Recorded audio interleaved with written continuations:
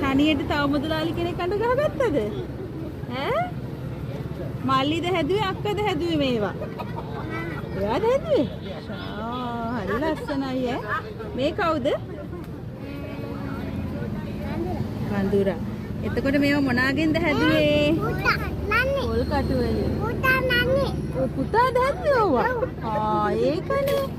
අක්කා බොරු කියනව නේද? ඔව්. මේක කවුද හැදුවේ? අක්කා. එයාද? අක්කා. ඒක අක්කා. අක්කයි ඔයයි දෙන්නම නේද? ඔව්. හරි ලස්සනයි ඈ. හරිම සතුටුයි. මේක මොනාගෙන්ද හැදුවේ? පොල් කටුවෙන්. පුතා. ලස්සනයි. පුතා. ඒකත් ලස්සනයි ඈ.